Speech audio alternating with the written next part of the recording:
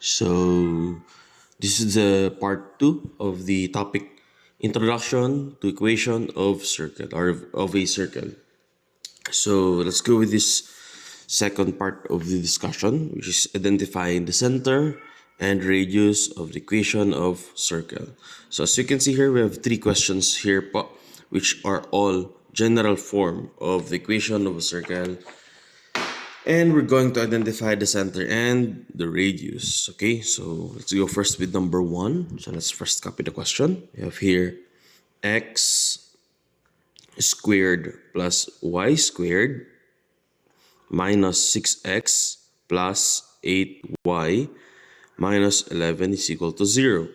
So in this case, the first thing we need to do is we need to group the terms with the same variable. So as you can see, we have x squared minus 6x, as both of them have the variable x, plus we have y squared plus 8y. So that's the second group with the variable y. And here, the number negative 11, or the constant negative 11, will be moved to the other side of the equation to become 11 or a positive 11.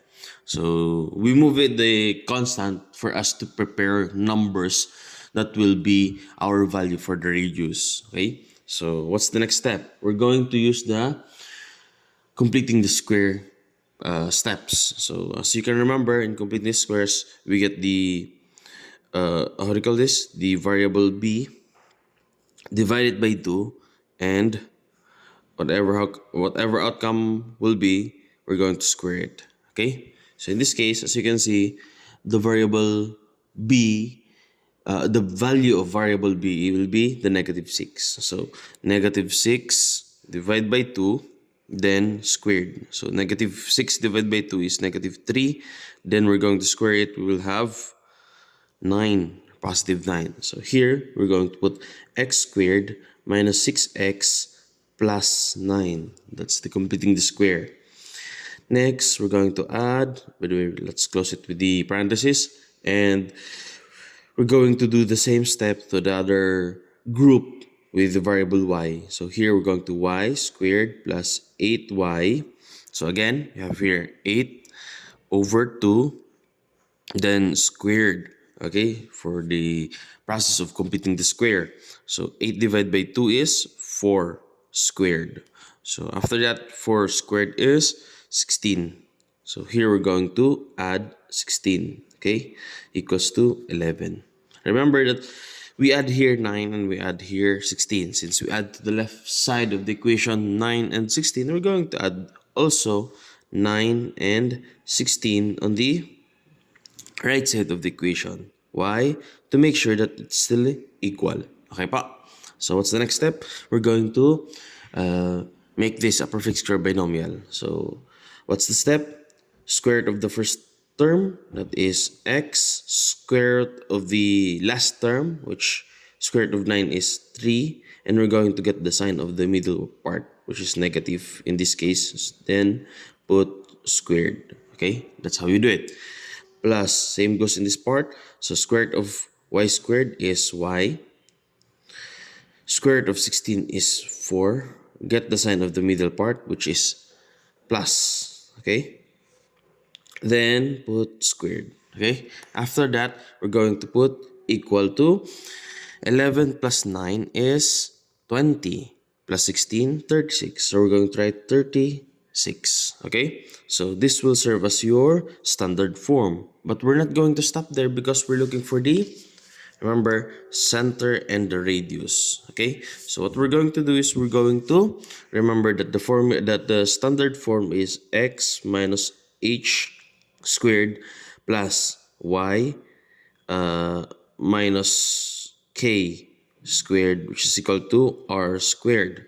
So in this case, what will be the value of the center, which is the variable hk? So as you can see, we have here 3, and this is positive 4. So we're going to get the negative 4. Okay pa? Because in the formula for the equation of the variable, for the equation of for the standard form of the equation of a circle, it's negative k. So we're going to use the negative 4 to make it positive. Then what is r naman? In r po, we're going to square root the number here, which is the 36, which is equal to 6. So lalabas dyan 6, dito 3 and negative 4. That will be our center radius. Okay, so let's try the other question. Number 2. Number 2, we're going to write the question x squared plus y squared minus 2x minus 12y plus 20 is equal to 0. So, paano po to? Again, we're going to group the terms with the same variable. In this case, we can have x squared and yung minus 2x. Okay? After nyan, we're going to get naman the other one, yung plus y squared and minus 12y. Okay? Then, itong plus 20, lipat natin sa other side. Becomes negative 20. Okay? So, what's the next step? Completing the square. So, here, copy lang natin x squared minus 2x. Tapos, yung negative 2 from this part, divide natin yan by 2, then squared. So, negative 2 divided by 2 is negative 1. Then, we're going to square it po. Ang lalabas is positive 1. So, plus 1. Remember, lagi tayo nagpa-plus because squared kasi natin yun eh. So, pag squared ka, all number will become positive. Okay? The square root of negative is positive and the square root of positive is still positive. Okay? So, plus y. By the way, close natin para at least malinaw lang. Here, y squared minus 12y. So, negative 12 divided by 2, then squared. So, negative 12 divided by 2 is negative 6. Then, we're going to square it. We'll have 36. Okay? So, add tayo dito ng 36 is equal to negative 20. This is 20 pa. Negative 20. Okay? So, what's the next step here? Ay, by the way, this is not ano pala. Sorry.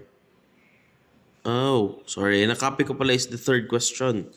So, anyway, still, sasagutan pa rin naman natin yan. Here, we're going to, change this form. So, square root of the x squared is x. Square root of 1 is 1. Copy the sign of the middle one is negative. Okay? Squared. Plus, square root of y is y. Square root of 36 is 6. Then the sign of the middle part, which is negative. Tapos, sorry. By the way, before we go there pala, I forgot. 1 and 36 here, since nag-add tayo, mag-add din tayo dito ng plus 1 and plus 36. Okay? So, 20 plus 1, negative 20 plus 1 becomes negative 19. Negative 19 plus 36. So, technically, magiging ilan na lang siya? 15 is equal to 15, right? Ano ba? 17. 36, 37 minus 20 is 27. 17. Okay, 17. Okay? So, from that, we're going to get our center here will be HK, which is equal to 1 and 6. Our R naman here, or the radius, will be the square root of 17. Tama, no? 36, 37 minus 20 is 17. So, that's the radius na. This is our center. Okay, you can use calculator to make this a decimal number. But, this is fine. Okay? And, mali yung copy ko. Dito pala, number 2. Okay. So, number 2, we have x squared. This is number 3, by the way. Number 2, we have x squared plus y squared plus 4x minus 10y plus 13 is equal to 0. Okay? X squared, y squared, 4x, negative 10y, and 13. So, anong gagawin natin dito? Going to solve. Okay pa? So, paano natin siya solve? Again, group x squared plus 4x. Other side plus y squared minus 10y. Then we're going to move the 13 to the other side, so negative 13. So here, we're going to write it here as x squared plus 4x. Again, 4 divided by 2 is 2 times itself, which is 2, becomes 4. Okay? Plus y squared minus 10y. So, negative 10 divided by 2 is negative 5. Squared, positive 25 is equal to negative 13. Okay? What's next? We're going to change the form of this. Becomes x plus 4. Square root of x squared, x, square root of 4. Square root of 4 is 2. Sorry, square root of 2 is, square root of 4 is 2. Tapos, sign nito is plus. Then, put squared plus square root of y is y, square root of 25 is 5, and sign of the middle one is negative. Okay? Squared is equal to, oh, so forget pala. I forget again. 4 and 25 here. Since we add, we're going to add also here. We're going to add 4 and we're going to add 25. Okay? So, 25 plus 4 is 29. So, 29 minus 13, we'll have 6 and 16. So, we're going to write here 16. Okay? So, the center here will be HK. So, that is negative 2, since this is positive 2, and 5. Our R naman is square root of 16, which is 4. So, that will be our final answer. So, ganoon lang naman siya kadali. Huwag niyo lang kalilimutan to, yung 4, yung 25, i-add mo rin sa other side. Okay? So, that's all. Thank you.